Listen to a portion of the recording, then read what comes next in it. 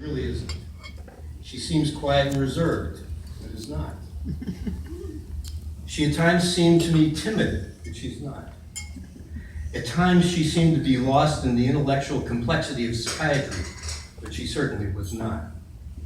In my seminars, she was soft-spoken and seemed reluctant to offer her opinions. But when she did speak and did offer them, they were almost always very insightful and quite on target. Now, I have known Annise for almost 3 years, but it was really in her second to last year, that is in her PGY 3 year, that I got to know her best.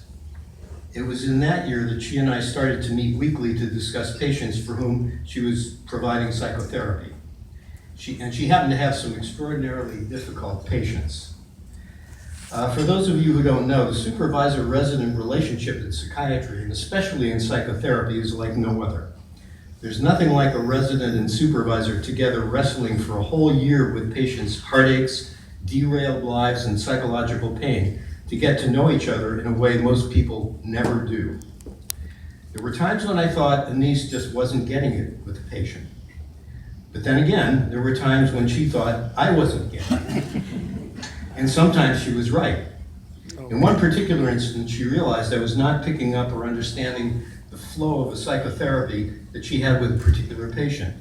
But she had a solution in mind for this.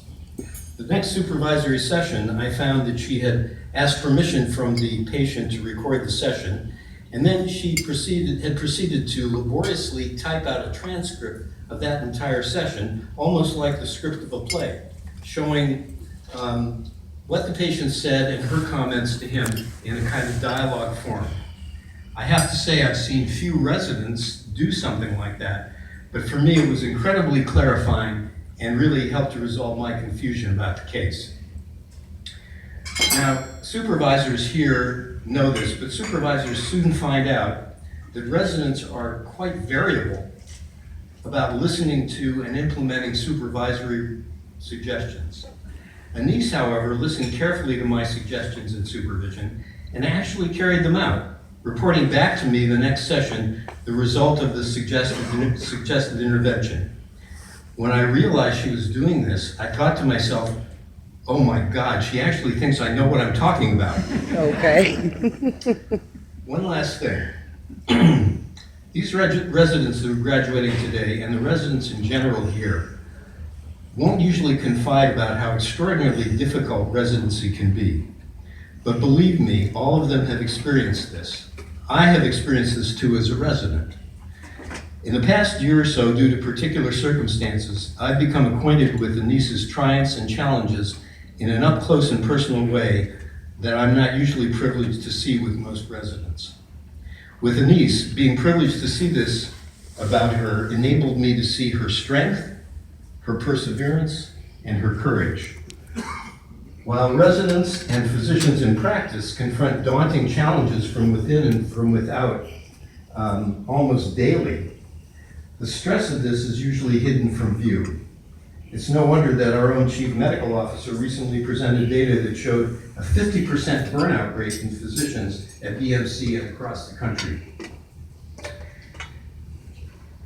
In the end, the people who will succeed in medicine and psychiatry and who will change medicine and psychiatry for the better will be those like Annise, who have tenacity, perseverance, and above all, the courage to deal with outward and inward challenges.